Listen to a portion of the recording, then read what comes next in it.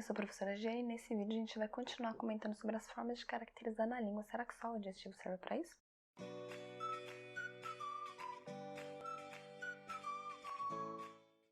Não, né, pessoal? Vocês já sabem que não, porque no último vídeo nós comentamos sobre esses 4 exemplos aqui. Os 2 primeiros a gente tem outras classes gramaticais que, no entanto, nesse contexto específico, servem também para caracterizar. Então a gente tem ali um pronome, né, na segunda frase, na primeira a gente tem um numeral, e nessa frase eles estão dando características. E como eu disse, são outras classes gramaticais que nesses contextos específicos têm valor de adjetivo e exercem também uma função de caracterização, como o adjetivo faz. Depois a gente comentou um pouquinho sobre a locução adjetiva, essa expressão formada por uma preposição mais um substantivo, que juntos exercem também uma função de adjetivo. Inclusive, a gente comentou o fato de para cada locução adjetiva eu ter um equivalente adjetivo. E também discutimos o fato de que não existe exatamente uma equivalência, né? Essa equivalência ela é gramatical, já que a função é a mesma, mas a gente não pode dizer que nos usos, nas apropriações, essa equivalência existe, porque a gente acaba tendo usos com significados diferentes. Por exemplo, se eu digo assistir a um programa vespertino, soa muito mais curto do que assistir a um programa de tarde.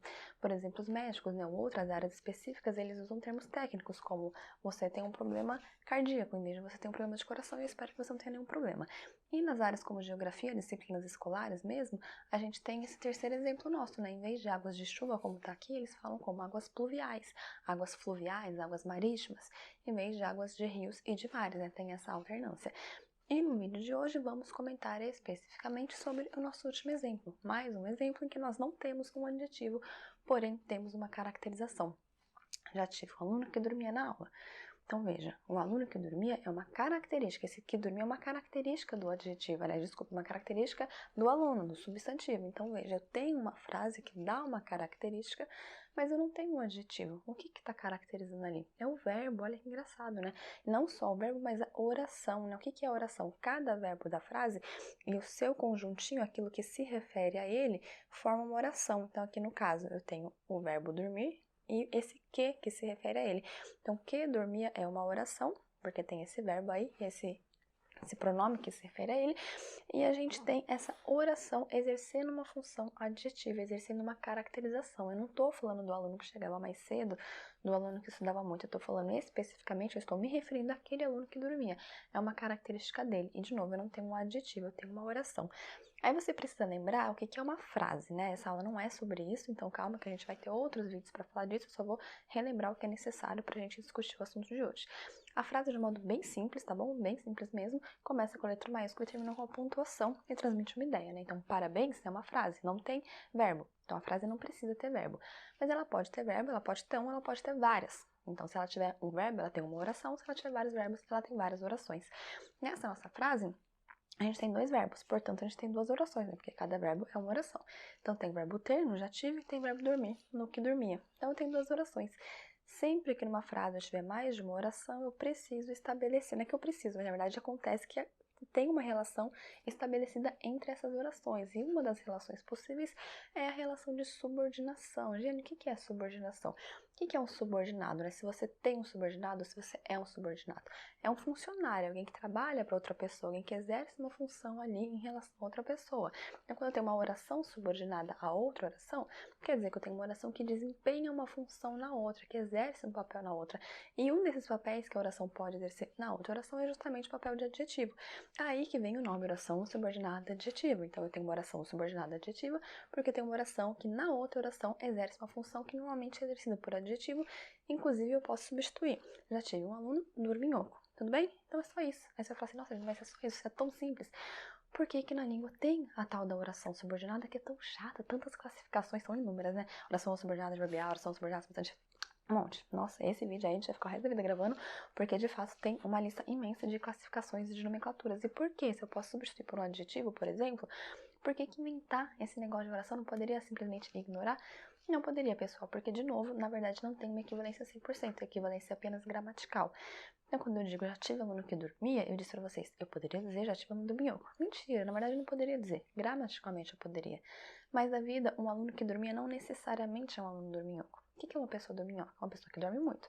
Ela tem por hábito dormir, ela gosta de dormir, ela dorme em qualquer lugar. Dorme no cinema, dorme na aula, dorme com o namorado, dorme... Qualquer coisa ela dorme. O tempo inteiro dormindo. Deixa de sair pra dormir, dorme todo dia à tarde, vai passear, dorme, vai pra praia, dorme. Uma pessoa que dorme muito. Um aluno que dormia não necessariamente é dorminhoco, ele pode ser um aluno que naquele contexto específico, por motivos específicos, dormia. Não deixa de ser uma característica dele, mas não é, vamos dizer assim, uma característica inata dele. Exemplo, eu dei aula no cursinho popular noturno e era voltado para alunos do ensino médio. Então, os alunos, eles iam para o ensino médio de manhã, a maioria trabalhava à tarde ou cuidava da família, dos afazeres domésticos, dos irmãos pequenos, e no final do dia, né, de noite, iam para esse cursinho. E eles moravam muito longe, porque esse cursinho era afastado, então a maioria morava muito longe, e eles precisavam pegar várias conduções para chegar até lá. Então eram pessoas, como o cursinho era noturno, acabava à tarde. Então imagina, a pessoa depois do cursinho pegar 2 conduções, que horas que ela chegava em casa? Chegava em casa muito tarde, então dormia muito tarde, acordava muito cedo para ir para a escola, passava o dia trabalhando e estudando. Às vezes, com frequência, nas aulas noturnas, eles dormiam, não todos, né? Alguns dormiam. E eu, sinceramente, não acordava, não dava bronca, não chamava atenção, eu ficava com uma vontade de colocar um cobertorzinho e acalentar, porque o descanso, gente, não é só uma necessidade física, mas sobretudo um direito. As pessoas precisam descansar, elas têm um direito ao descanso. Infelizmente, nem todas conseguem exercer esse direito, conseguem ter esse acesso a isso que é um direito. Então, quando eu olhava para aquela situação, eu pensava, meu Deus do céu, agora imagina que injustiça, até que ofensivo eu chegar para essa pessoa e falar, você não tem vergonha de ser dorminhoco? Ele não é uma pessoa dorminhoca, ele é uma pessoa que tá ali nem resistindo, né? Uma pessoa que não consegue nem mais controlar o próprio corpo, o tamanho, o cansaço e a exaustão. Então eu vejo como seria injusto eu chamar essa pessoa de dorminhoca, que dá esse sentido da pessoa que dorme demais, que gosta de dormir, que não é exatamente o que acontecia ali. Então isso pra gente ver de novo como as possibilidades da língua são diferentes e como que a questão social está sempre intervindo na linguagem e a linguagem intervindo nela, né? Como faz diferença isso. E agora, para vocês também entenderem melhor isso, a gente vai dar um pulinho, na verdade não é um pulinho, é uma super trajetória lá para 1500, num período chamado Renascimento. Então a gente não, né? Eles viviam um período conhecido como Renascimento. Renascimento do quê? De novo, do período clássico. O período clássico é clássico por isso, nunca morre, está sempre renascendo para o nosso tormento ou para nossa alegria, dependendo do seu gosto. E aí, o que é o clássico? É sempre a volta ali ao grego romano. E a gente vai olhar para isso do ponto de vista da forma e do ponto de vista do conteúdo. Do ponto de vista da forma, existia justamente uma valorização muito grande da forma. Então, a gente tinha formas fixas, por exemplo, na arte, na poesia, na literatura. Por quê? Porque a forma fixa ela tem muitas regras, muitos critérios. Para você conseguir escrever um poema dentro daquelas regras, você tem que ter uma intelectualidade muito grande, um conhecimento muito grande, um estudo muito grande, um domínio da linguagem e também de outros assuntos. Então, quer dizer, você consegue ali avaliar a pessoa, que era muito importante na época, né? Hoje em dia a gente já tem essa diferença de status, naquela época mais ainda. Então, a gente tem essa valorização da beleza, essa valorização da forma, tá bom? E do ponto de vista do conteúdo, a gente vive um período, eles, né, como eu disse, um período de antropocentrismo. Antropocentrismo, o que é isso? Antro, homem, centrismo, centro, homem no centro. Isso vem muito em oposição ao teocentrismo, que era a ideia de Deus no centro, que na verdade não era Deus, era a igreja, né? A igreja dominava muito naquela época, né? Ela ali estava mandando, era muito ligada ao governo, e daí ela vai perdendo o poder. As pessoas começam a questionar e pensar assim, poxa, mas a fé eu não consigo provar, a ciência eu provo, a fé não. E o homem, como gosta de ser dominador e controlador, ele quer controlar tudo, ele quer conhecer tudo, e como a fé ele não prova, ele começa a deixar de lado a fé e começa a dar mais prioridade para a razão, para o raciocínio lógico. Então a gente tem um momento em que é valorizado muito o modo de pensar o raciocínio e também muito a forma. E aí que eu trouxe para vocês um soneto, que é justamente uma forma fixa de poema, vou colocar aqui para vocês. E esse poema é de um poeta muito famoso português chamado Camões, ele que escreveu os Lusíadas, tá? Esse poema não é dos Lusíadas, é um outro poema de um outro livro. Tá nesse aqui, na verdade não tá em livro, né? Tá agora, a gente faz coletâneas, né? Na época eram poemas soltos. E aí que eu vou ler pra vocês, pra gente comentar um pouquinho sobre, claro, função adjetiva nesse contexto aqui. Amor, e com certeza vocês conhecem, né? Porque ele é famoso demais, vocês devem saber de cor. Inclusive, ele foi musicado pela Legião Urbana junto com trechos da Bíblia, numa música que chama Monte Castelo. Amor é um fogo que arde sem se ver, é ferida que dói e não se sente. É um contentamento descontente, é dor que desatina sem doer. É um não querer mais que bem querer, é um andar solitário por entre a gente. É nunca contentar-se de contente, é um cuidar que ganha em se perder. É querer estar preso por vontade, servir a quem vence o vencedor. É ter com quem nos mata a lealdade. Mas como causar pode seu favor nos corações humanos a amizade, se tão contrário a si é o mesmo amor? E o que a gente tem do ponto de vista da forma, isso como eles são soneto, qual é a forma fixa do soneto? Quais são as regras que a pessoa precisa seguir para escrever, né? Primeiro são as estrofes, né? Estrofe, vamos dizer que é cada parágrafo do poema, então eu preciso ter 4 estrofes, então veja ali que eu tenho 4 estrofes, 4 pedacinhos, né, com espaços. Então essas 4 estrofes, elas precisam ter quantidades específicas de versos, né? Cada verso é uma linha. As 2 primeiras precisam ter 4 versos cada uma, então a gente chama de quarteto, e as 2 últimas precisam ter 3 versos cada uma, a gente chama de terceto. Só isso, gente? Não, claro que não, muitas regras. A rima precisa rimar. E a rima tem que ser no esquema X, um esquema determinado. Eu coloquei ele para vocês. A, B, B, A, B, B, A. Quer dizer, cada vez que eu tenho a letra A, quer dizer que aquela palavra do final daquele verso tem que terminar com a mesma forma que todos os outros versos que tem o Azinho do lado. Coloquei a cor também para facilitar. E precisa ser um esquema de rima como esse ou parecido, né? Ou A, B, B, A, ou, por exemplo, A, B, A, B. Tá bom? Então, é um esquema específico, não é qualquer tipo de rima que você pode fazer. Não posso rimar o poema inteiro do mesmo jeito, por exemplo. Tem que ser um esquema como esse. E por fim, ainda não, ainda tem mais regras. Métrica. Jane, o que é métrica?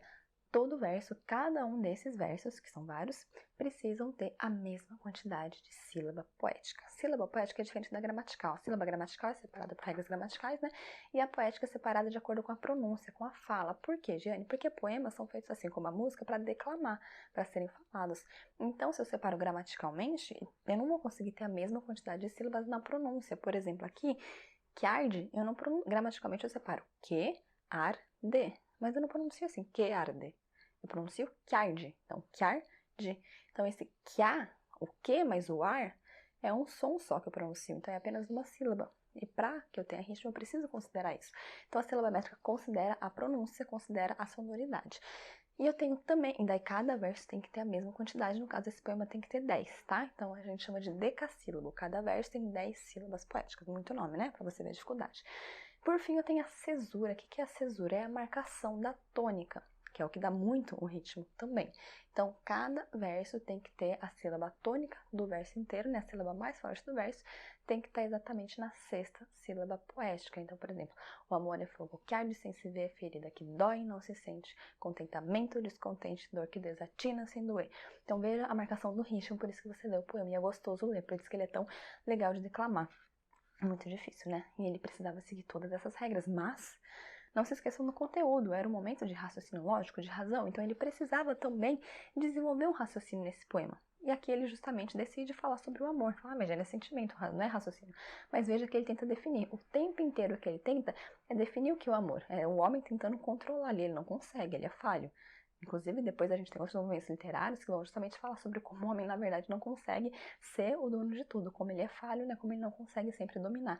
E o que acontece é que ele tenta muito definir o que é o amor, e ele não consegue, ele vai por opostos, usa muitas figuras de linguagem e acaba não conseguindo definir, mas ele tenta, pela razão, ver o que é esse amor. Então, ele desenvolve esse raciocínio, e para desenvolver esse raciocínio, ele precisa conseguir escolher palavras que encaixem todas essas regras, palavras que tenham terminações específicas, que tenham quantidade de sílabas específicas, que tenham pronúncias específicas. Então veja o trabalho, e tudo isso para a gente dizer sobre falar sobre a função adjetiva. Falar que, por exemplo, aqui, amor é um fogo ardido e invisível, não fica legal. O invisível não daria certo na rima. O fogo ardido daria certo na métrica e na cesura, mas que arde é o mesmo que ardido em termos de sentido? Para mim, por exemplo, o fogo que arde me dá uma ideia de força, eu consigo até imaginar. Agora, algo ardido, para mim, é uma coisa incômoda. Não sei o que vocês pensam, né? Comentem aqui embaixo, por favor. Mas em termos de sentido é diferente. E ainda que não fosse, tem a questão da forma, como eu acabei de comentar, a questão da sílaba, a questão, né, dessa métrica, a questão da rima. Embaixo é ferida que dói, eu poderia substituir esse que dói por dolorida. Então, gramaticalmente, que arde é ardido, né? Oração adjetiva, que pode ser substituída por um adjetivo. Que arde equivale a ardida, que dói equivale a dolorida. A ferida dolorida e não se sente, eu teria que mudar todo o verso. Aí mudaria a quantidade de sílabas, mudaria a quantidade, a rima, a métrica, acabaria com o poema. Então veja como eu preciso na língua ter muitos recursos, porque eu tenho demandas diferentes, eu tenho exigências diferentes. Nesse caso, por exemplo, não funciona eu usar um adjetivo. Tá bom, pessoal? Então isso para vocês verem como, né, a literatura pode ser complicada e como ela precisa explorar todos os recursos da língua. A gente está acostumado a estudar de um lado gramática e do outro lado a literatura, né? A gente acaba separando, mas está muito ligada, né? Para eu escrever uma boa literatura, não que eu tenha que ter um domínio gramatical muito grande, mas quanto maior o domínio que eu tiver, mesmo que eu não use a gramática normativa, eu consigo reconhecer melhor os elementos para explorar melhor eles, tá bom? Então falamos dos usos do dia a dia, falamos da literatura, agora eu vou falar de redação. Olha que interessante, a gente quase nunca fala de redação. Não é redação de vestibular especificamente, serve para isso também, mas sempre que eu disser redação, eu estou dizendo no sentido de redigir, no sentido de produção textual, que pode ser essa produção do concurso de vestibular, sim, pode ser de outro concurso público, pode ser um e-mail para o seu colega, pode ser no relatório da sua empresa, onde você quiser escrever, no seu diário, na sua rede social. E aí que a gente vai perceber, vocês vão começar a perceber agora, porque vocês vão sempre ler e ter essa luzinha aí que vai apitar em vocês, que a gente tem mania de usar oração adjetiva sem nenhuma necessidade. Quer ver um exemplo? O coronavírus, que é perigoso, está fora de controle. Então, quando eu digo vírus que é perigoso, esse que é perigoso é uma oração adjetiva. Mas, Giane, é uma oração adjetiva que tem um adjetivo dentro, porque perigoso já é um adjetivo. Então, veja que eu construí uma oração adjetiva com um adjetivo desnecessário, redundante, repetitivo. Se eu já tenho um adjetivo, eu não preciso ter oração adjetiva. Eu posso simplesmente cortar esse que é. Veja que vai ficar igual e muito melhor. O coronavírus perigoso está fora de controle. Olha que limpeza, que clareza, que concisão. E é isso que a gente precisa fazer. Porque, por exemplo, nos seus concursos, nas redes sociais, a gente tem uma coisa que chama limite de espaço. Então, quanto menos você disser o que é desnecessário, melhor. Esse limite de espaço não vem só para você dizer pouco, vem justamente para você prezar pela clareza e pela concisão. Então, a consequência é escrever menos, mas a ideia central é defender justamente uma concisão e uma clareza. Você falar o que precisa, você ser direto ao ponto, não ficar enchendo linguiça, colocando um monte de coisa que não tem necessidade. Você só vai deixar ali o que é essencial, o que é fundamental. Aí você vai falar, gente, mas então eu nunca posso usar essa construção do que é? Claro que você pode, quando você quer dar ênfase, quando é proposital, quando o uso é consciente, quando você escolheu usar. Por exemplo, quando você diz assim, fulano que é meu marido, você quer dar ênfase, o marido é meu marido não é seu. Então, nesse caso, você pode usar. Então, sempre que você quiser dar ênfase, que você pensou, eu quero usar, quero repetir, porque a redundância ela é um recurso, mas quando usado de modo consciente, não quando você fica repetindo sem perceber, né? Então você tem que ter esse uso consciente e você vai perceber que na maioria dos casos a gente fala por falar e não leva a nada e não precisa, isso vai ficar ali para encher um espaço e tornar o texto menos claro e mais truncado, tá bom? E aí, falar uma coisa para vocês, voltar um pouquinho quando eu tava falando da poesia. Eu queria falar pra vocês que é por isso, por causa da tal da métrica e da cesura, que quando vocês fazem, nós fazemos paródia não dá certo, porque a gente não tem costume de estudar isso. Daí você vai fazer uma paródia, como é que você faz? Você vai lá, conta a quantidade de sílabas, às vezes a gente nem sabe que existe a tal da sílaba poética, então você conta a quantidade de sílabas, você faz um equivalente e não dá nada certo quando você vai cantar, você fala, mas gente, eu fiz a mesma quantidade de sílabas, eu até rimei onde tem rima, por que deu errado? Por causa da métrica e principalmente por causa da tal da cesura, que é essa sílaba tônica, isso tem muito na música. A parte que você vai prolongar, e você tem que prolongar normalmente a sílaba tônica para fazer sentido. E se você não tem essa noção, que tem essa cesura, que tem essas marcações, se a sua sílaba tônica da palavra que você escolheu não equivale ao mesmo lugar da palavra da música original, você não vai ter esse ritmo, né? Então também a nossa aula de hoje serve para fazer paródia. Olha que coisa interessante, uma aula multidisciplinar, multicultural. E para finalizar, já acabamos na verdade, eu só queria comentar sobre um poema, outro poema, esse mais rapidinho, um poema de Vinícius de Moraes. Dessa vez todo mundo sabe de cor, porque ele virou uma canção infantil, ele foi musicado e todo mundo canta, né? Você ouviu a vida inteira essa música, então com certeza você conhece, e chama A Casa, e diz assim, era uma casa muito engraçada, não tinha teto, não tinha nada, ninguém podia entrar nela não, porque na casa não tinha chão. Ninguém podia dormir na rede, porque na casa não tinha parede. Ninguém podia fazer pipi, porque pinico não tinha ali. Mas era feita com muito esmero na Rua dos Bobos, número 0. Tá no livro de antologia poética dele. E veja que ele tem a descrição nesse poema, né? Ele faz a descrição de uma casa. Então você consegue construir a imagem dessa casa. Inclusive você constrói e desconstrói constantemente, né? Porque ele constrói, mas é uma casa pela negação. Quando ele fala da parede, lá não tinha. Então você constrói uma parede e tira. O pinico não tinha. Então, assim, pela desconstrução você consegue construir essa imagem.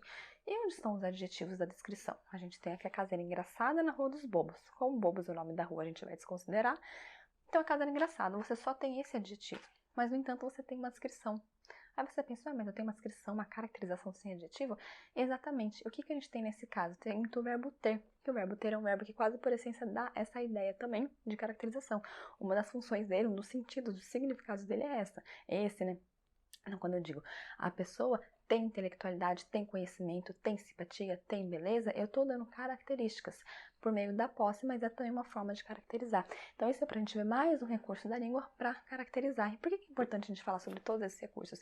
Porque você, tanto na escrita de narrativas, quanto também na própria escrita de relatórios ou de qualquer outro texto que você for escrever, quando você precisa fazer descrição, você precisa saber que na descrição a gente tem uma série de caracterizações e que essas caracterizações não precisam vir só com o recurso de adjetivo. A língua é super rica e é seu direito, como falante da língua portuguesa, ter autonomia, ter o conhecimento para conseguir explorar todos esses recursos para que o seu texto não fique limitado, não fique repetitivo e porque às vezes, como a gente viu, não funciona, né? Às vezes o adjetivo não encaixa por algum motivo. Por algum motivo ali ele ficaria ruim, você tem outros recursos, você pode usar outras classes gramaticais, você pode se apropriar dessas classes gramaticais e inovar usando elas como adjetivo, sendo criativo, você pode, desde que fique bom, né? Então tenha sempre cuidado, sempre releia o seu texto, como no caso da clareza, da concisão, releia para você saber se você está passando a ideia que você quer, se você está colocando ali elementos que são desnecessários, ou se está faltando algum que é necessário, ou se justamente você pode trocar alguma palavra, porque nesse caso a locução adjetiva ou o adjetivo ficam melhores. E também você pode usar orações, construções com quaisquer verbos e também verbos específicos de caracterização. O verbo dormir, por exemplo, não é um verbo que está ali para caracterizar sempre. Naquele caso daquela oração específica, ele dá uma característica. O verbo ter, no entanto, ele quase sempre pode dar uma característica. Então, é diferente o verbo ter. Então, temos verbos específicos que caracterizam, temos construções oracionais que caracterizam, temos locuções adjetivas, temos outras classes gramaticais e temos também o adjetivo. Espero que a partir de hoje você explore tudo isso na língua e tenha gostado, tá bom?